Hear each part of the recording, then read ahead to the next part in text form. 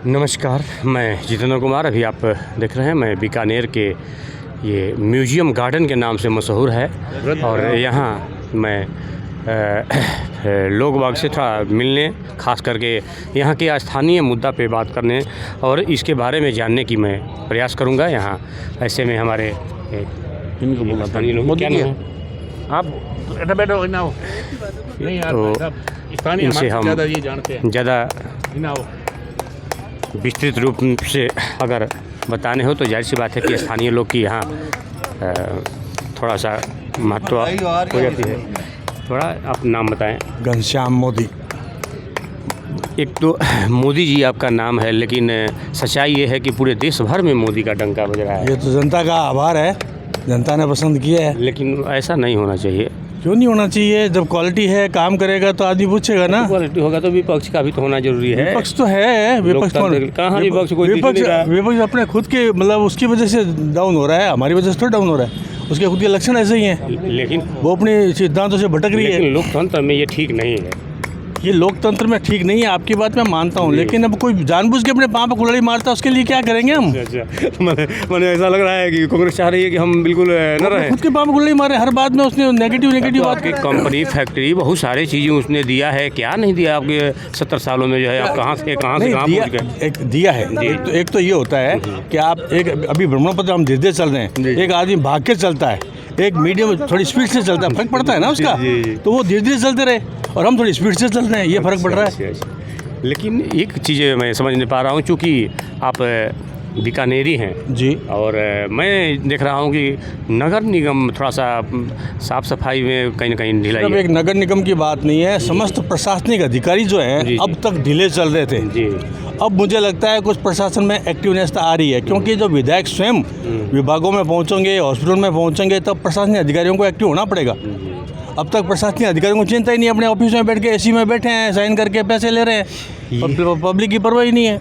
ये म्यूजियम है और मैं समझता हूँ कि म्यूजियम गार्डन के नाम से मुझे लगता है कि बीकानेर में अब इससे बड़ा कोई मॉर्निंग वॉक के लिए नहीं, इससे बड़ा नहीं है। लेकिन यहाँ मैं देख रहा हूँ कि शौचालय, वॉशरूम का माने उस तरह का व्यवस्था नहीं है। इतना बड़ा है, कम से कम दो होना चाहिए। हाँ, होना चाहिए। देखिए उसमें भी प्राइवेट लंबा चौड़ा आप देख सकते हैं, मैंने बहुत बड़ा। हाँ, मालूम है, आपकी बात सही है, क्योंकि मैंने देखा है कई लोग यहाँ साइड में खड़े होकर के भी बाथरूम करने लग जाते हैं। मैं स्वर्णकार समाज के लिए थोड़ा सा आपसे बात करना चाहूँगा, चूँकि आप काफ़ी अनुभवी और मुझे लगता है कि आपसे बेहतर कोई नहीं बता सकता। यहाँ जो आन बान शान, ये शहर उसी के नाम से जाने जाता है, जो कि कढ़ाई ये जितने भी हैं। आजकल तो जो है मशीनरी का ज़माना आ गया, तो हीरा वगैरह में बेशक जयपुर में रहा हो, लेकिन बीकानेर का कोई सानी नहीं है। बीकानेर नंबर 1 पे है और शायद आने वाले समय में भी रहेगा।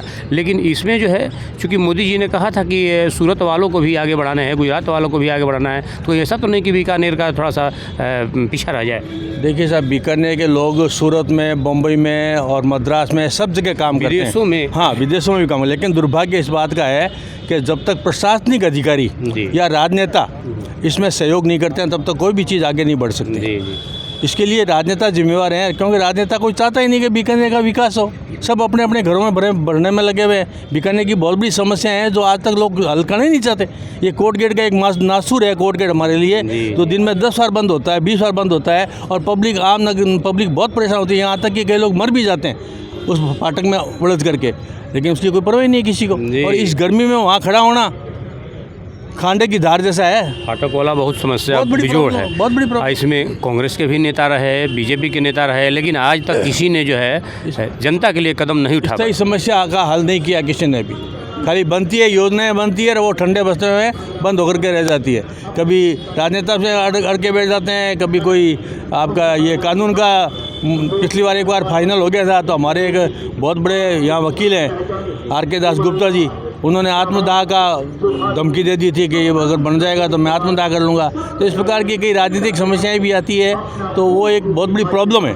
और इसके लिए मैं तो कहता हूँ राजनेताओं को, सबको अपने व्यक्तिगत हितों को छोड़ करके सामान्य पब्लिक के हितों को ध्यान में रखते हुए समस्या का समाधान करना चाहिए।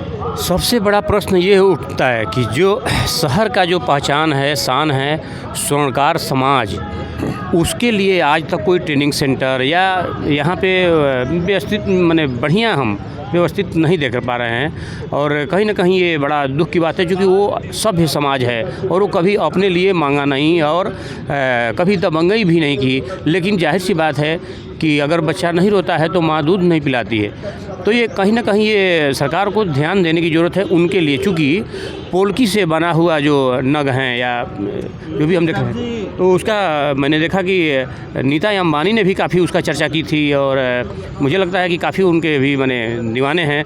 तो जाहिर सी बात है कि इसके बारे में थोड़ा सा आप बताएं कि स्वर्णकार समाज के लिए उत्थान के लिए या उनके बारे में कुछ तरह से। हमारे बीकानेर के चाहे स्वर्ण समाज का हो चाहे सुथार समाज का हो, ये बहुत अच्छे कलाकार हैं और मतलब मीनाकारी में और में बहुत अच्छा नॉलेज है इन लोगों को। लेकिन सबसे बड़ी समस्या ये आती है कि राजनेता इन लोगों को महत्व देते नहीं है और ये लोग भी राजनेताओं के ज़्यादा चिपते नहीं है, क्योंकि राजनेता नज़दीक जाते ही इनसे पैसा हड़पने की कोशिश करते हैं। इसलिए ये थोड़ा अपनी दूरी बनाए रखते हैं, इसलिए ज़्यादा